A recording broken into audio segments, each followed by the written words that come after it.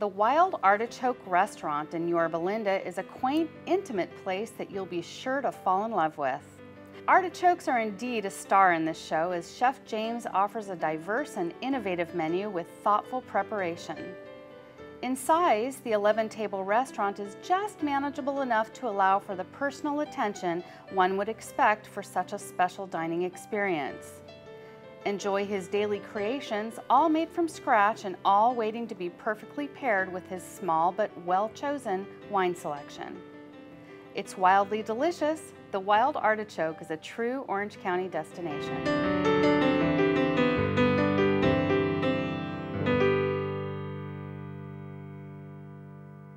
Well, we made it here to Yorba Linda, not exactly known for it being a culinary mecca, but I remember coming to this place, the Wild Artichoke, maybe about 10 years ago, intimate bridal shower for a dinner party, and I was so surprised at what fantastic cuisine came out of such a tiny little place. And I went on their website, and oh man, the whole history about him and all the food and everything. It was a really, I got excited. Cute little neighborhood restaurant, but you know, you can have a really special dining experience here without having to travel too far. And different from most Italian restaurants. And how is that?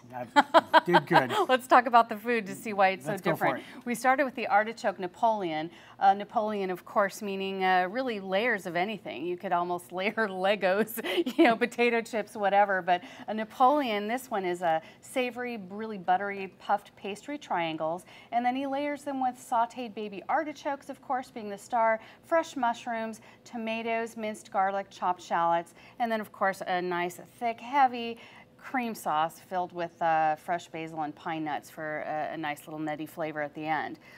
I love this dish. What made it so special was your whole palate got involved with this. And I mean, my palate is jumping for joy. I mean, the garlic. Garlic over here. Garlic, a little chili. It's got a little bit of everything and just delicious. He adds a little speck of extra flavor that you're unexpected, that's unexpected in each one of his dishes. But Nice this was a infusing. gorgeous appetizer and well priced and beautiful presentation. And then next we had the shrimp bagnacotta.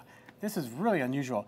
This is 9 succulent shrimp simmered at your table in an Italian clay pot with olive oil, minced anchovies, red chili flakes, minced garlic, fresh herbs, and slivered artichokes. It's served with pita bread, and it's just a clever presentation. The little flames underneath it, so you can see it all bubbling, and so the food's always going to be hot Bubbles throughout the meal. always excite me. But They also had a little bit of anchovies in there, and that's what did it for me. That and a little chili, and just a myriad of flavors and textures, and just a delicious, delicious dish. Yeah, well, you know, bagnacotta really just kind of means a warm dip. So you could do dips of just garlic and roasted vegetables, but it's kind of meant to share. And this one with the shrimps was just outstanding. And when you get the pita bread and just soak it in there, you just soak it and soak it and soak it. So, next we have the smoky pulled pork quesadilla. That was really a nice surprise because it, again, presentation-wise was served different than typical. This was a flour tortilla filled with braised pork shoulder with onions and garlic, nice gooey mozzarella, a good hint of fresh cilantro, and then he rolled it up and then grilled it. So you get a nice crust on the tortilla and served it with 2 sides, a jalapeno jelly with just a little bit of spice and this gorgeous smoky mango barbecue sauce. Absolutely fantastic. Now they call it a quesadilla. It's more like a burrito, almost like a chimichanga. A chimichanga. It seems deep fried, but it's not. It's just seared. But he served this one with a Malbec. That's a nice choice for his wines. He's very particular about his wine selections here, and everything goes very nicely with his nice selection of wine. So good. So I love that quesadilla. And next we have Lori's favorite pasta. Now Lori's his wife, and this must be your favorite. It must be your favorite. Now this is homemade pasta. He makes it right here.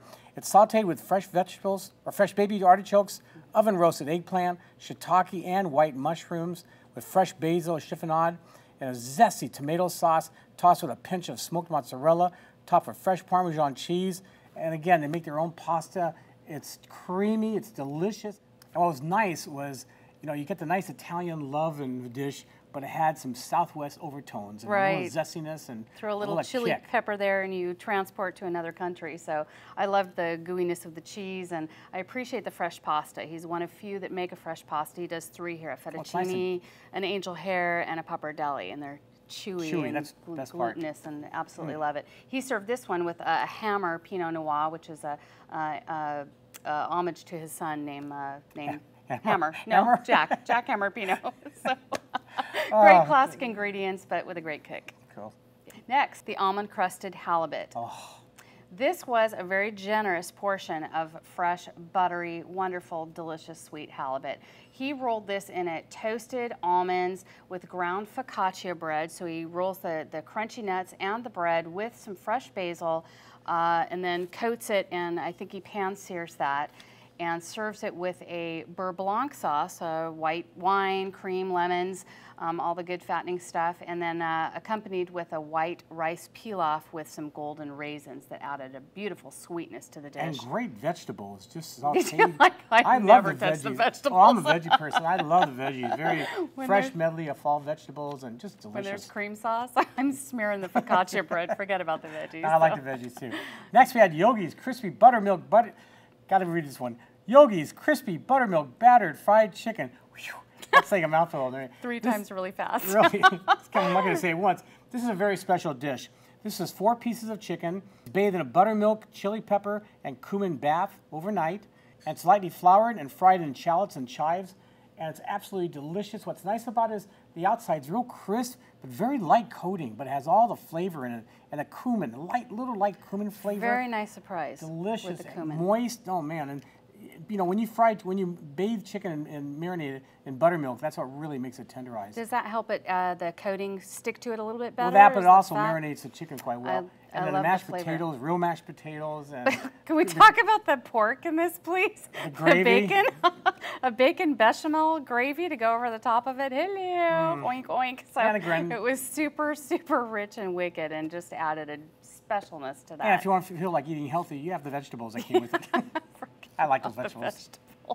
And Jodé, the dessert. Oh yes, well, ooh la la, we're out of Italy back into France now with a Marjolaine, which is also known as a dachois or dacquois. I'm not sure exactly how the dac part of it is pronounced, but it basically means dessert cake. And they use, this is a version of a Marjolaine using almond and hazelnut flours for the cake, and then 2 different types of meringue, an almond meringue, which is really have a pronounced flavor, and the hazelnut meringue, which is a little more earthy of a nut flavor, all together in layers with a thick, beautiful European chocolate ganache over the top of it. This recipe came, chef told me, from Ferdinand Point, who was at La Pyramide in Paris. That's where the recipe originated. He has his version of it, and obviously you can see plated gorgeously with the edible flowers, and it's colorful and flavorful, and serve it with some champagne. Forget about the meal. I just want that. Aren't you glad the guy who invented this wasn't like Ralph from McDonald's? Anyway, it sounds a lot better when it's from France. No, ooh la what was la. nice about that was very dense cake. It was very dense, almost like a flourless cake. And I like the touches of the chocolate sauce on the bottom when he plated it. You're not even supposed to be touching that. You're well, I just had a little bit, but also no the flowers, sugar for you. The nice roses. Well, you get roses, right, the edible confetti flowers. of roses, and just a beautiful dish. So overall, really terrific little neighborhood spot, but also a nice intimate destination place as well. I would definitely travel to come here. His daily specials are extraordinary. Call in advance, definitely make a reservation. Would you? He's open for lunch and dinner. And he's open for lunch and dinner. Can't beat that. No. This is a perfect place to bring a date to. Or your wife if you're married. I was going to say, are you going to bring your wife? Married men, we have to say that. But I'm just saying this is a great place. In terms of favorites, my favorite is the fried chicken, I think, and the pasta. I like the fried chicken because it was nice and crispy, but light, moist inside, and it had some nice little overtones of the cumin and just great flavoring. Completely agree. Very impressive fried chicken, unexpected for an Italian restaurant. I was really crazy about the pulled pork quesadilla. I just loved his preparation and the fun sauces that he had with it. And I just love Chef James. He's a great guy. He says call him James only. He doesn't want to be called chef, so that guy who's behind the kitchen there, he's a good guy. He knows it's a great place to go. So where are we off to next? I think we're joining up with Cassidy in the Inland Empire for some tasty, fun treats. Hey, you want to taste some drumstick here? Well, don't.